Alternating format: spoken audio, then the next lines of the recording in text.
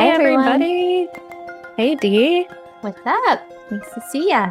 Yeah, I can't believe we're in the same city. We're both in New York and we're not together, but so is life. Always together. Yeah, I am just looking at, people what they're writing in the chat. I'm really feeling empowered tonight. Yay, there's Melissa. Hi. Hi.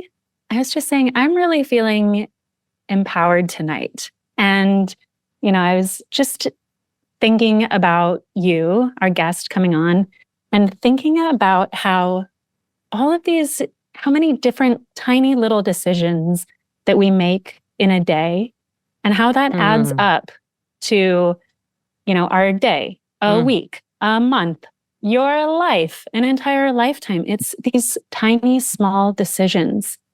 And something that Melissa, our guest tonight, has really done, I feel like you are very conscious about this. You focus in on even the smallest details of your life with a conscious intention.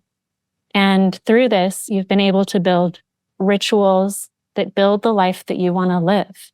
And it's really inspiring to me, and it's making me think about my own daily choices, my own lifestyle. But Melissa, you've built everything that you have in your life. You've built it from scratch and just with so much motivation and intention and so much heart. You have worked hard on yourself mentally and physically. I feel like you and I are such criers. I feel like, I have a stack. I have And a I stack just- of tissues. I know, bring you and them I in. are such criers, but we've known each other for so long. And I'm just really proud of everything that you've done. You've worked on yourself mentally, spiritually, physically, and that is what you bring to your community and to your following. You started out just recording your workouts on your iPhone and a tripod, and now you've been able to build it into a community and a movement. So we are so thrilled to have our longtime dear friend, Melissa Wood-Tepperberg, with us this evening. Melissa is the founder and CEO of MWH, Melissa Wood Health, a digital wellness space. She's a podcast host, a motivational speaker, meditation teacher, certified yoga and Pilates instructor, and a certified health coach. You likely know her from social media, and she is beloved by the diverse community she has cultivated through her unique approach to fitness and mindfulness over the years. I already said that you began from your iPod or from your iPhone on your tripod, and you've built this incredible community that is inspired by your motivation, your workouts, and your real talks on a daily basis. And I'm sure we are going to get real tonight. So please welcome Melissa Wood-Tepperberg.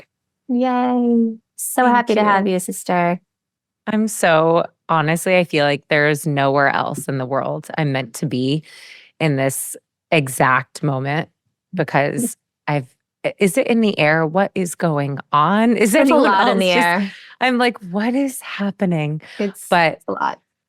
It is. And Whitney, thank you for your beautiful intro because I think it's so easy to let life swallow us and to get really stuck in the vortex of it all. And even just having you say everything you said, it's just one of those things where I don't think we remind ourselves enough of where we've come from.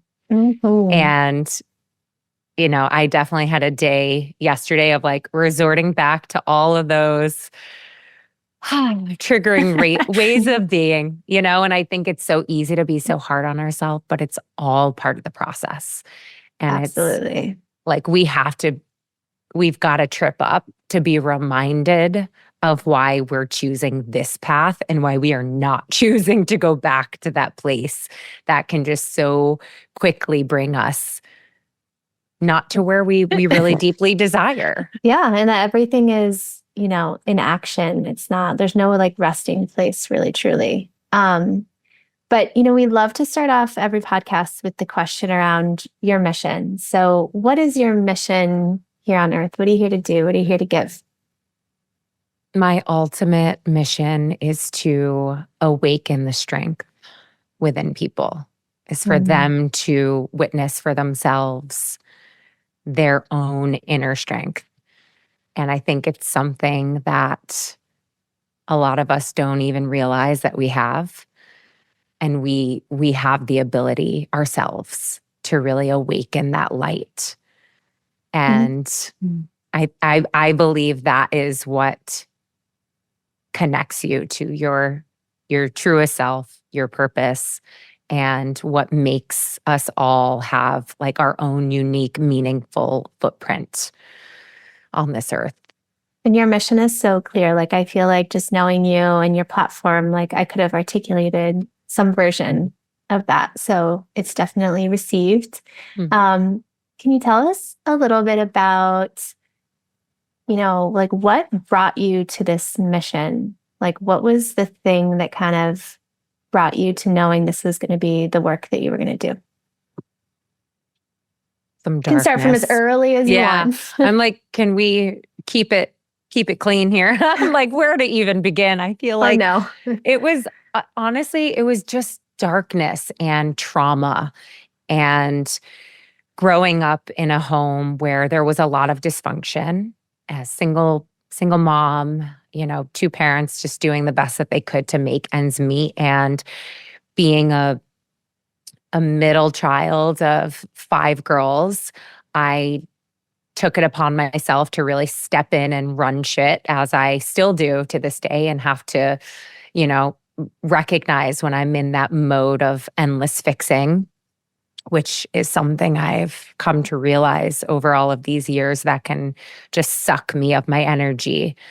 But taking on that responsibility at such a young age was something that really heavily, it's still in there today, but it's, I think you grow up thinking that everything is impossible.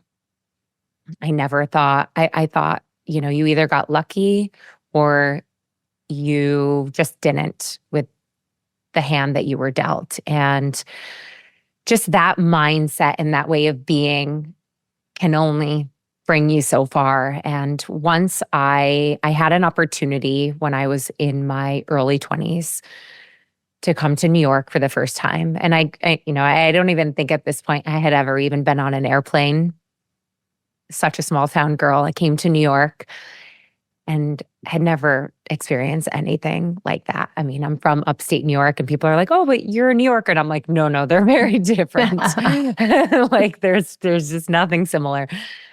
And just, coming to New York for the first time and feeling this aliveness. And it was as if I kind of woke up to myself and to the world in that moment. And I'll never forget. And I just felt this very strong, like, oh my God, like this is life, like this is living. And I spent the weekend really getting to know the city. I ended up leaving with a job offer at the Chanel counter in Bloomingdale's, and I worked at the Chanel counter in Macy's at home. So it was kind of crazy. And I went home. I got the job, but I had no idea how I was moving to New York. And like, I just like think back and I'm like, who did I think I was to like go on this interview? Was at Marquee until 4 a.m, had this 9 a.m. interview. Like what was I thinking? And then I got the job. I went back home, was dating someone at the time, and I was like, I'm moving to New York. And I had no idea how I was doing that, but I've always had the hustle in me. If there's anything my upbringing taught me, which there's pros and there's cons to that, which I've had to learn over the years. But if I ever needed anything done, I did it myself. And I worked 3 jobs to save up enough money. At that time, I had $10,000 in the bank, and I thought I was like, that was it. I made it. So I drove a U-Haul to the city, didn't even have an apartment at first, and then ended up getting this tiny little apartment, lived in this. There's no way it was a bedroom. It was without a doubt a closet, but I could fit like a little twin bed in there. But I had a mattress on the floor until I could afford a bed. And as much as I learned how to be super independent and take care of myself, I'll never forget the moment of just like closing the door and being with myself for the first time, where I had kind of removed myself from the environment I grew up in. And it was just this wave of, like, I didn't even know what it was at the time, but it was, I think, the first time I had actually allowed myself to feel the anxiety. And there was only one thing for me at that time. And I was like, oh, no way, I'm not going there. And I would just, and like, that was really the journey of like running from myself and running from this thing that was really trying to, anxiety is a teacher. It's trying to let us know that there's dis-ease in our life and our body. But when you don't want to face things, like, you run. And I ran as fast and as far as I could. I resorted to controlling every morsel of food that I put in my body. I would torture myself in my workouts, work out hours a day. It was just this mechanism of feeling like if I could control this thing, then I wasn't going to allow that feeling to come up. And after having that be your toolbox for so many years, it catches up with you. And you get to that place where you can't really run and you can't really hide from it anymore. But I was just like determined to not feel any of the things. So that turned to me becoming bulimic, but hiding it from everyone. No one knew. It was like my own little deepest, darkest secret that I kept. But it helped me to cope with the things, because it was like when things came up, I would fill myself up, but then I would push it down. And it was this vicious, vicious cycle until I just couldn't take it anymore. And I think we all have these breaking points or these rock bottom moments. And for me, it was just looking myself in the mirror and hating myself and really feeling that hate and disgust and shame and guilt. And it literally, like, it like ripped me open. And I was like, I can't live like this. Like, I cannot live with this feeling. And that was the first time in my life that I was able to see that I could continue on that path. Or it was like, there was like this angel on my shoulder that was like, but wait, there's this other way. And I could like literally see it, the two roads. It was like, keep going. The path of mass destruction, keep tearing it all down, and you're really good at that. Or you got to choose the more challenging path. For me was change. And it's How old were usually, you then? I was early 20s, so 23, 24. And it was like I chose the challenge of change. And the first thing that really helped was like knowing that I needed help, that I could no longer rely on my own strength that I had done since I was a little girl and fix and change everything, that I had to kind of give over to, at that time for me, it was like a therapist, and it was also connecting to this power greater than me, which I had there was no real connection, but I knew that if I could get really grounded and centered within myself, that I could start to feel that there was more of a connection. And I really found that through meditation. And that was the path that really cracked this all open and really cracked me open. It's amazing we have a very similar story. And it's so interesting to hear it told, but I'm not telling it, and to hear kind of like your version of how you got out of it. And it's so similar to mine. And this idea of control is such a huge part of it, because I too, as a kid, was like, I knew how to be in control. I knew how to run things. I knew how to like make sure the family, including myself, was okay. And it gives you this like perceived kind of level of I've got this, I'm in control. And then you realize that if you keep relying on those like survival skills, which I'm so grateful for, because as you said, they provide so much and there's a lot that I can handle. And I have that hustle, but I love what you're saying, which is like at some moment you have to realize it's not the long game and you have to surrender. You have to find your surrender to like, oh, I don't have the answer. I don't know how to get myself out of this. I don't even know what this is. And just like how much help you actually need. And so like what were the first things you said therapy, but like what do you feel like you were actually working on that then got you to this place where you had something to share? Because that was like the next big chapter for me was I had hit rock bottom with my body. I had done every diet. Like that was my control too. It was like dieting. I was like really good dieter. You give me the rules and I will follow it. But then it wasn't the long-term solution. And it wasn't until I surrendered to realizing how worthy I was of feeling good, how worthy I was of nourishment, of truly being taken care of by my food. Like it was a form of me surrendering to like, I'm just going to let like the abundance of food and eating enough like nourish me and take care of me. That is what turned into what I wanted to be my gift to the world. So what was this transition like from you realizing you needed that help to it being your gift to the world?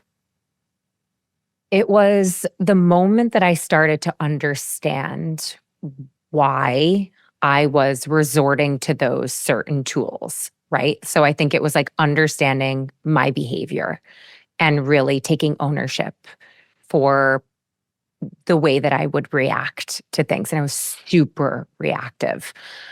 And then, like, I think it was like really kind of seeing it for myself and being able to almost like watch myself and be like, whoa, that was so ugly. And then it's like when you have these moments where yesterday, it's an endless journey, guys, where you resort back to these old ways of being. And it hurts. It hurts your heart. And I get really, really down. So it's those moments of being able to identify it, to own it, and then to forgive yourself, right? To be able to move past it. And for me, like the path that I was able to really change the course of my life was because of meditation. Because meditation helped me, it doesn't stop the wheel. It slows it down, right? Where I have always been on this endless, vicious kind of cycle of living in fight or flight with every single thing that I was doing from the moment I woke up to the moment I went to bed. Just complete anxiety was my baseline. And then experiencing like being in a meditation and then witnessing like the way that I would behave when something would normally set me off and being able to be like, oh, wow, like that definitely brings out the real me, like this part of me that is able to cope and manage things that come up in life. And it helped me love myself. It helped me see the beauty of who I really, really was on the inside. Like it helped me like connect to my heart. And when you are able to do that, you soften. How do you think it does that for you? What does it feel like when you're meditating? When you're in your meditation, you've had a long practice. This is something that you prioritize. And you have a very busy life. Yes. So what is it? How do you think it works for you? What does it feel like? It's the biggest, longest exhale of my life. Like it is that like just like fully being right in that moment of just taking in exactly how I feel.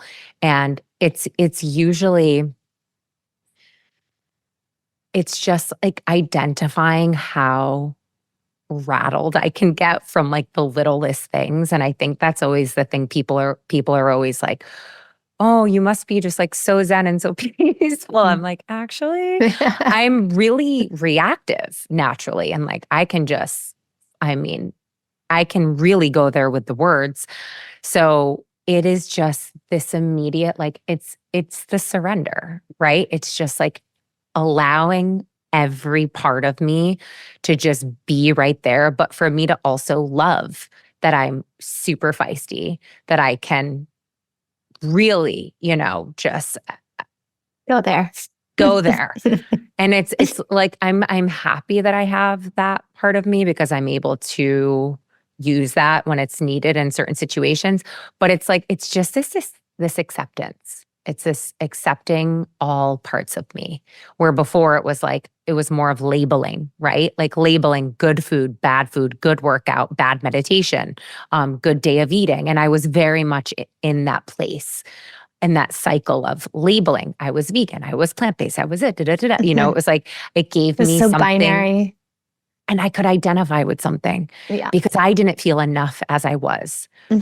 And through this practice of truly loving myself in my ugliest of moments, like, going back to those limited beliefs and reacting in those ways that have definitely not served me to my highest potential, but being able to be with it and to like forgive myself and keep moving forward.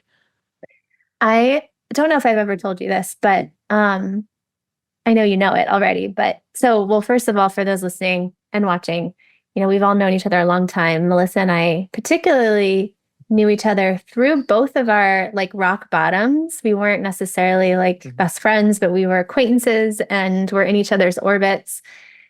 And then to like fast forward and see you, I remember the moment that I was like, oh my God, her orb of light is like so expansive. And it was like this chapter had ended for you and I knew it and a brand new chapter was beginning and your light was so bright. And it was so bright that like, I remember writing you and being like, what can I do? How can I help? Like, what are you working on? Do you want to just like talk about business? And I don't know if of course it's so hard to like see it so clearly in the moment, but do you remember that moment in time where everything shifted for you? Because like from the outside and from people who knew you, like you always had a bright light, but like this was like you were stepping on the stage and you knew it and you were ready to like take on the world. And so like, do you remember that moment and what got you? Meditation clearly got you there, but there was also such like a physical transformation, an emotional, a spiritual, like it was like you're ready to bring everything that you've got. I remember. I remember that text, by the way. And we did meet for coffee. And I remember I was like, you said something that to this day changed me as an entrepreneur. About also, I think I had and I also had a lot of fear around hiring people. And I was scared. And it's like, it's the scariest part. Yes. And like active controller, number 8 on the Enneagram.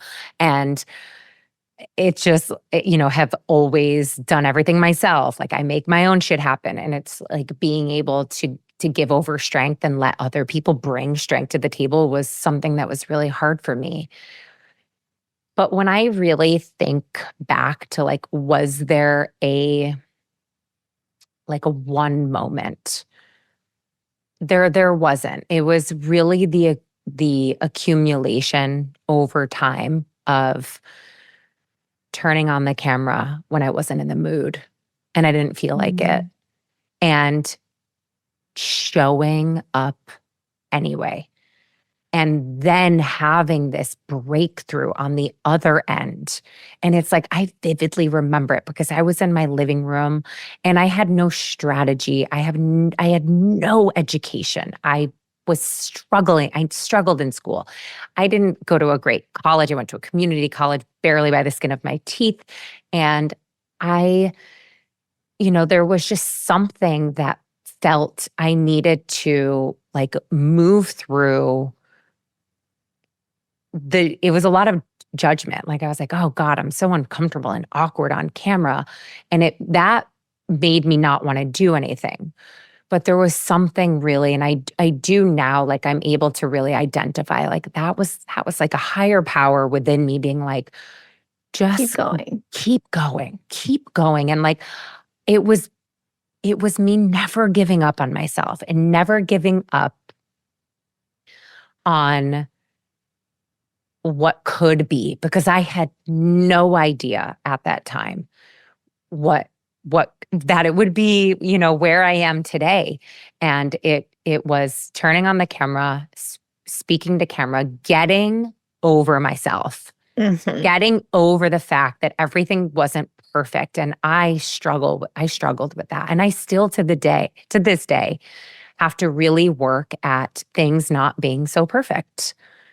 And I feel like what you're saying is really important, and it's something I've been thinking about a lot lately. And it's something that got Whitney and I too through our darkest moments, and that's choosing expression over waiting for the perfect moment. Expression over, waiting until you meet the right person or you've raised the money, and it's not even just business, it's in life. It's like, the opposite of depression is not like happiness and joy, it's expression.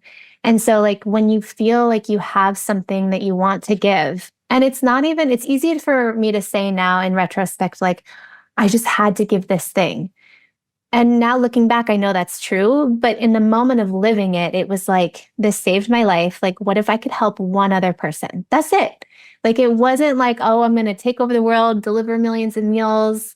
Like maybe that seed was in us and, Whitney and I could talk about it and dream about it, but it was certainly in the moment. It was like, let's just express ourselves and like make the brochure or tell people about it. And there were so many times where we'd be like, what are we doing? Like, is this even going to be a business? Like, where we feel embarrassed by the content that we're putting out, even the flyers we were building or the website that we had built ourselves. And I think this piece of giving up your ego is really important. We talk about it that I think in order to succeed, you have to be willing to give a piece of your soul, that's what people want. That's what people are craving from you. And in order to give that, you have to be able to take down that ego layer and share a little bit more of the intimate, real you, which is really scary. That ego is there to protect us. Our ego is there saying, do not let those other people see that part of you. Do not let that in. Like, they're not going to like you. This isn't good enough. And it's really scary. But that is the way forward. And that is the path towards more connection too, right? That if we can let that veil down, we can connect more. Well, that is when things started to change. So it wasn't necessarily one particular moment per se, but it was in the action of doing and, rolling out my mat, whether it was like a 10-minute meditation or 15 minutes of movement. And I share this a lot because it's what helped me have these, and still to this day does, have these self breakthroughs and these daily wins within myself, is getting out of your own way and getting out of your head and, into movement. Like it's medicine, it's magic for our minds, for our body. And it helps you see everything so differently after. I mean, it's crazy. Like I'm like, I said it today. Like I filmed this duo class with Nwando, one of our creators. And I was like, honestly, I shouldn't be able to leave the house without moving. Like I'm just able to manage everything so much better. Maybe the meltdown wouldn't have happened in between, but it's when we challenge ourselves. And I don't think it's pushing through. I don't think it's pushing, because when you have a force, explain this more. I think you really have to find this devotion within yourself. It's like this daily dedication to you. I am not disciplined. I don't push and I don't force, but I am so devoted to my soul's evolution and to moving through life in a way that helps me look at, the choices that I'm making and really be proud of the person that I've become. And sometimes the setbacks happen to remind you why you're choosing this path and why this road it's the one that's going to take more work, but the win on the other side and the way that you show up, it brings more ease. And that's where you're not living in this push and this pull in life. So I think for people who struggle with showing up, it's really having these internal dialogues. It's like, what gets you? What like pulls at your heartstrings? And I'll tell you what it is for me. I think about that younger version of myself who struggled, who hated my life, who hated myself. And I know how dark that way of life is. And that I don't want to go back there. And that I don't want to live in that state of being because it's really, really, it's dark and it can like rip your heart out. So I'm willing to wake up 15, 20 minutes earlier and get uncomfortable getting out of bed to get up and to do something for my soul, because I know that I'm going to show up as this person that the person I really want to be in the world. And it's what supports, it's like the mission, the why, like how bad do you want to feel good today? I say that all the time because it's not just about the goals and the things that we want to check off the list. It's like, I know I want to feel good just like walking out of my house and going to get a latte and walking to the office. Like it's like those in between moments that I want to feel and find joy for, but it's through this commitment to myself that helps those feelings come alive. I also feel like it's, in your story thus far, it's been very much your personal journey. It's been our questions, but also I know, and I know so many people listening know, like the major impact you've had on so many people's lives. And that, when you were going through your transformation, it's like, there's no way you could have known, like nobody was even doing what you do now when you started. Like I remember what the kind of landscape was. I remember kind of like what your options were. And I'm sure you had many visions of what could be possible, but from the outside, and I'm curious if this is true, it's like you just kept doing it and you kept showing up. And by showing up every single day, not only did it transform you, but it created something so new in the world that also made a platform that allowed transformation to others. And I think it's just so special because I think so many times we want to sit and we want to plan and we want to say, this is the business I want to build. Yeah. This is the life I want to build. And we get out of that authenticity or we get out of that expression and just find what's true to us and keep going down that path. And we try and go for something we think we should. And so when you were like on your mat every single day, did you know it could be what it is today? Did you have any idea? I had no idea. I honestly didn't. And I really don't have I'm not a strategic person. That is not what fuels me. I don't, it's not what drives me, but it's truly the emotion and the expression, like you were saying, Danielle.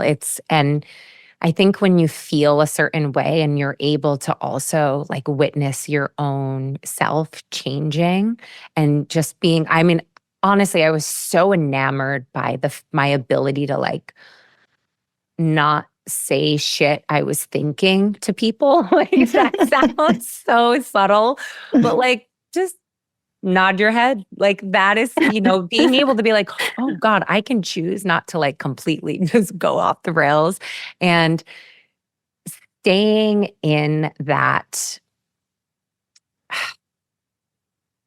true authentic place with myself. And I know the word authenticity can be so overused, but I actually think it's something that we have to come back to within ourselves, our own authentic expression, not someone else's authentic expression that we can mimic or reiterate in our own version. And I think because I stayed here with what I was doing, but also was able, like I started connecting with people online. And that was kind of what really fueled this, like, holy shit, like I have people, doing these workouts with me all over the world, and they're sending in these letters, and I'm, crying, reading them with Dylan. I mean, I vividly remember it was like, had just had Benjamin, and I'm getting these letters, and I'm just like, I cannot stop. Like, this has the ability to wake people up.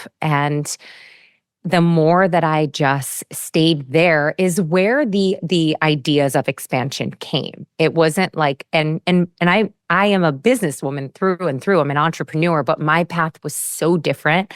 And by the way, I've had so many things come up in the past couple years where I've tried to apply people's strategic ideas and things. And let me tell you, it doesn't work. It didn't work for me.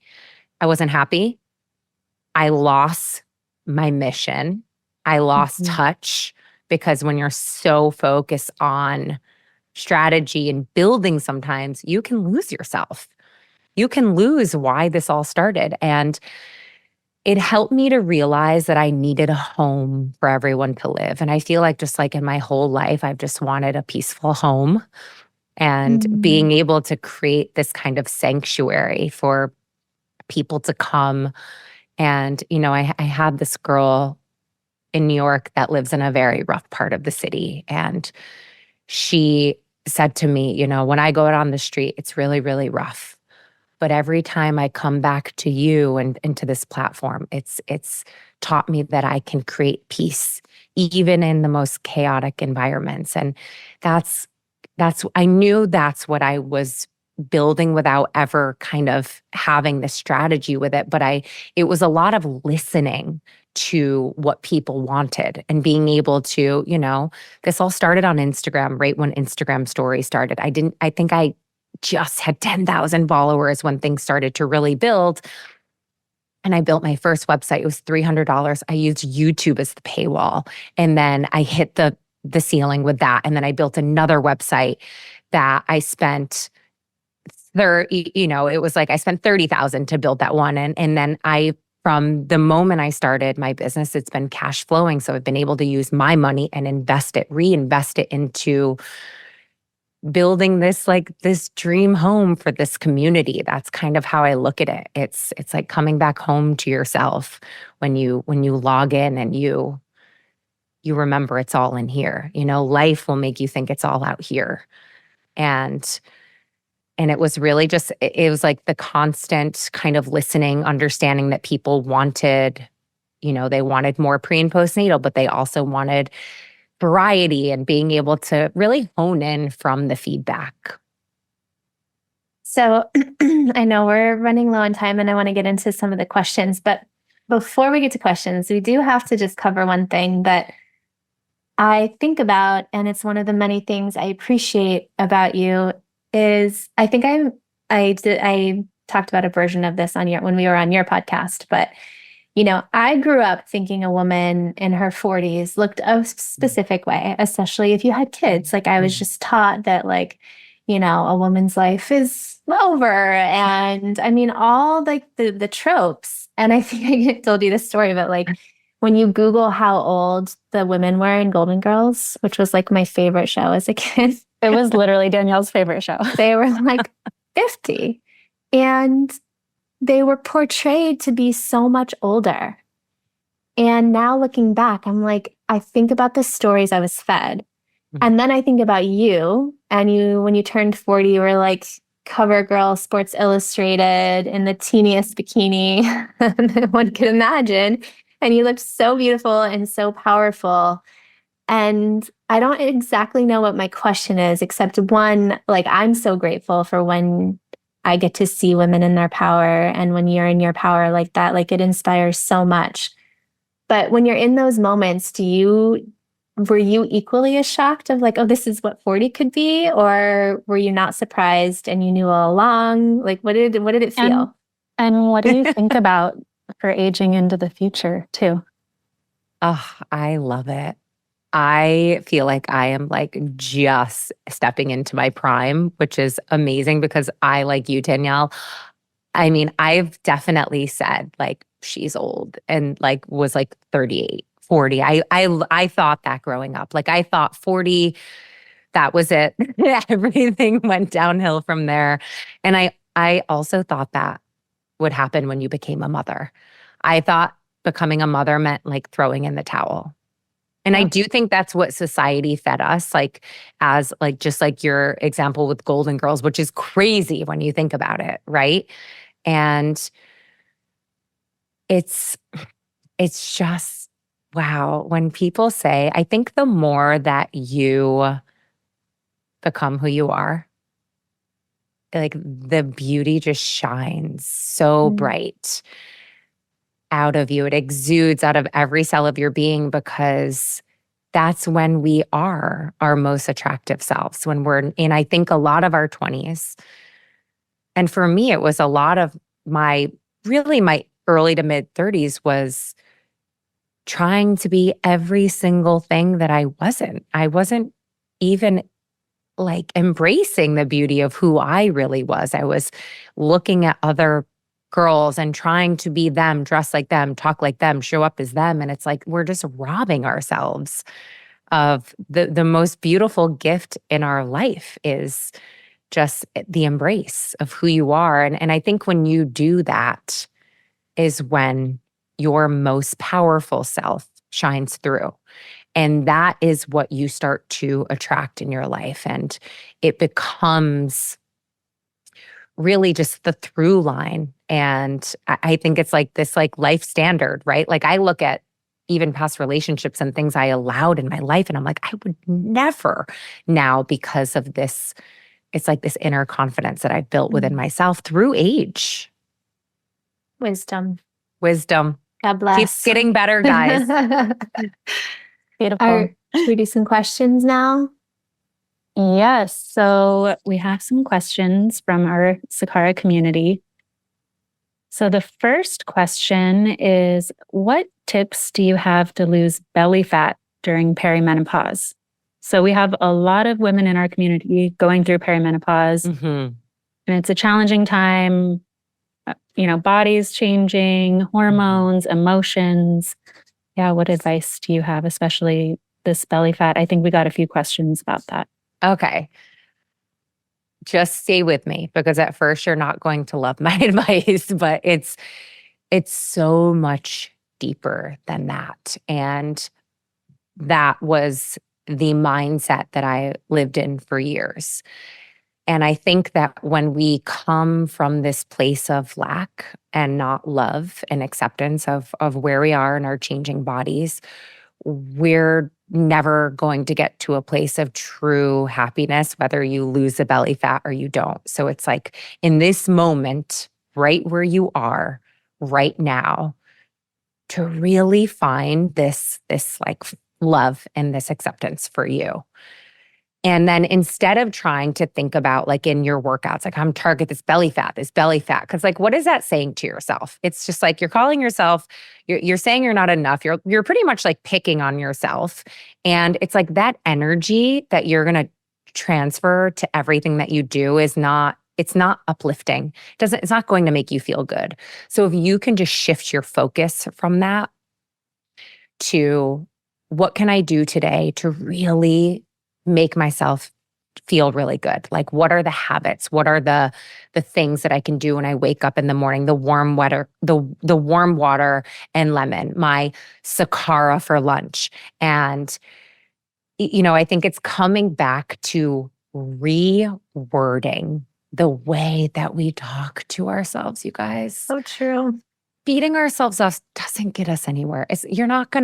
You might lose a thing, but then it's like you're going to start nitpicking under your arm. And it's like, can we just change the narrative in the way that we are really looking at ourselves and really everyone?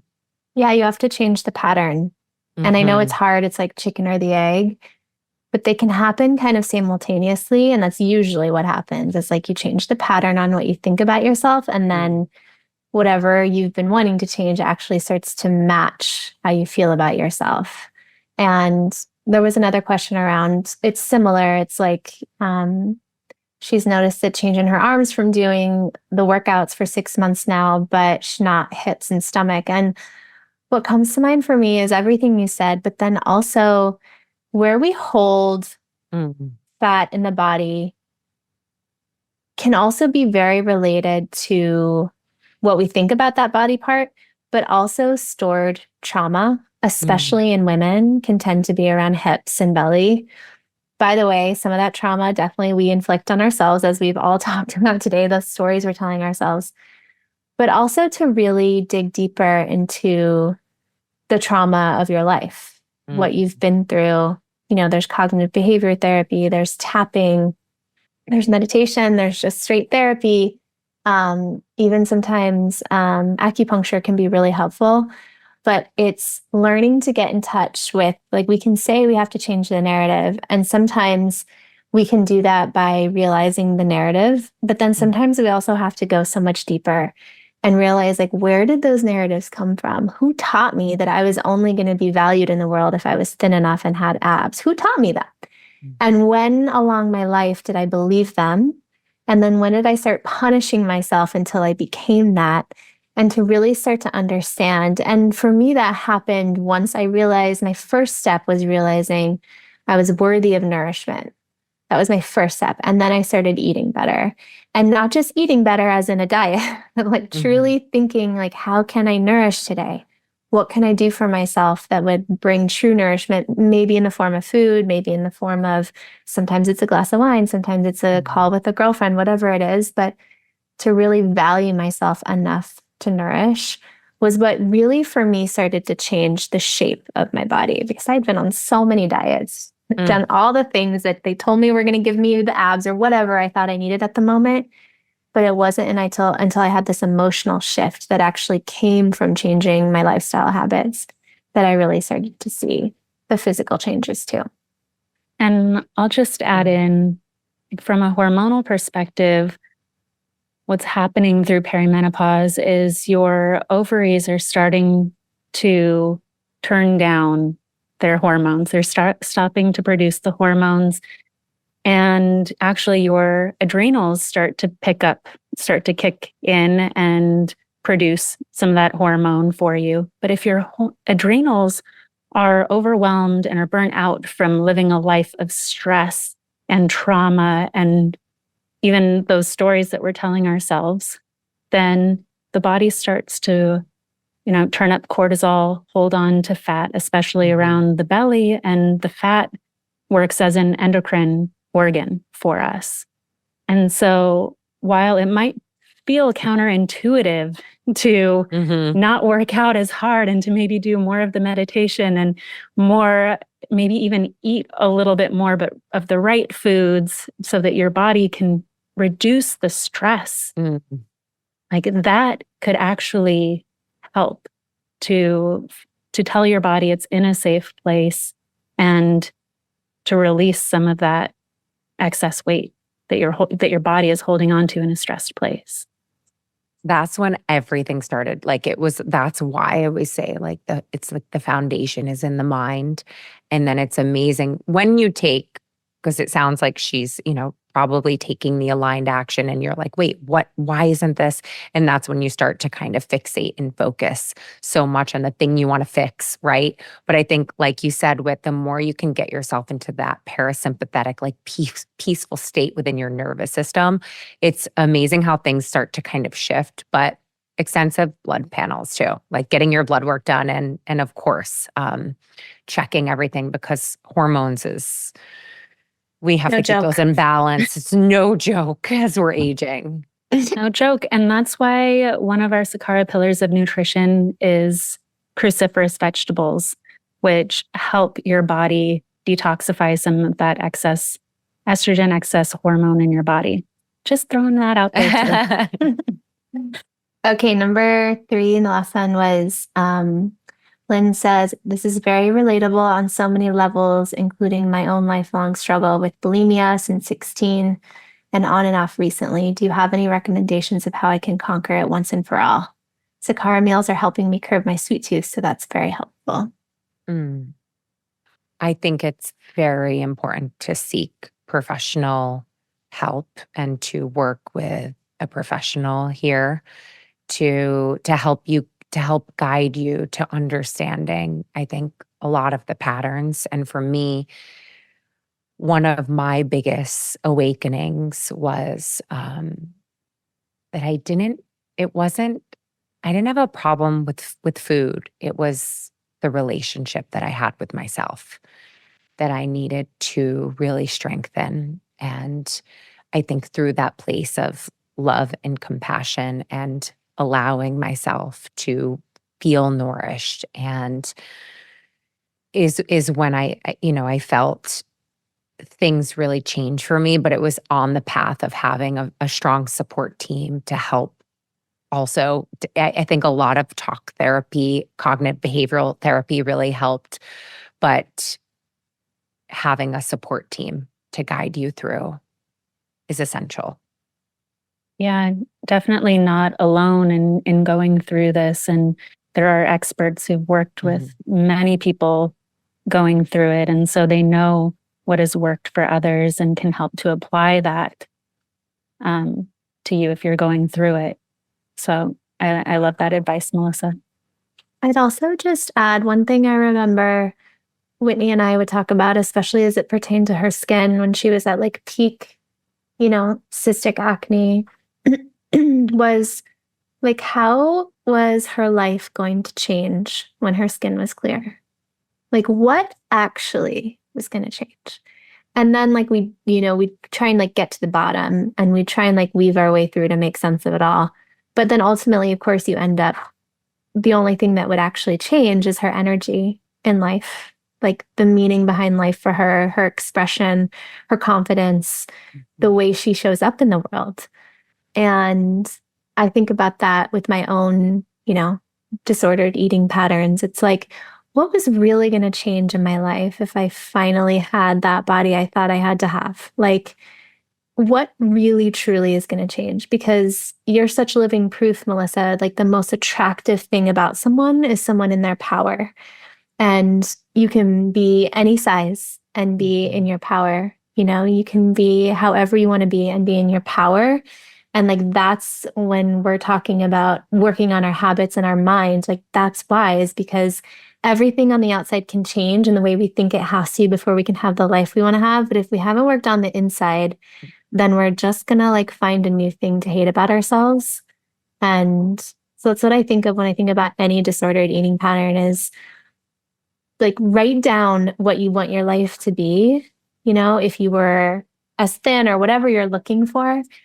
And then think if like that's actually what you need in order to get there, or if it's a new story. I love that, Danielle. Well, we always like to close with light work. I feel like there was a lot of light work today. But light work is homework for everyone from you about how to shine their brightest lights. So what are you going to give everyone tonight? I feel like I came in this with like such a different feeling, and for where everyone is right now, it's really being in this embrace of when the highs are high and when the lows are low, and allowing life to like happen around us, whether it's like where you want to be, what you deeply desire, if you're there, if you're not there. But it's being in the in-between. I think we're always kind of working to get to the next thing in this, and it's finding this joy right here and right now. I think that is actually the guide to get us to all places, is maybe shorten the list. I've never really been like a true goal-oriented person, but I do have a lot of deep desires, and being someone who can definitely lean on perfection. I think sometimes when I'm not where that ideal place maybe is in my mind, it robs you of your joy. True. So finding your joy in your day in the simplest of things, going on a joy walk, having, I think just a moment with yourself that makes you really smile. And I think it's something that we've got to come back to these places. It's our like we deserve it. So true. We love you. Thank you so love much. you guys. Thank you. It's such Thank an you for honor. having me. And thank you all. Thank you all so much. Yeah, thank you for being here. We're so grateful for you all, and keep shining your light. Stay tuned for more talks coming to you soon. Bye. I love you guys. Thank you. Love you. Love Thank you. you.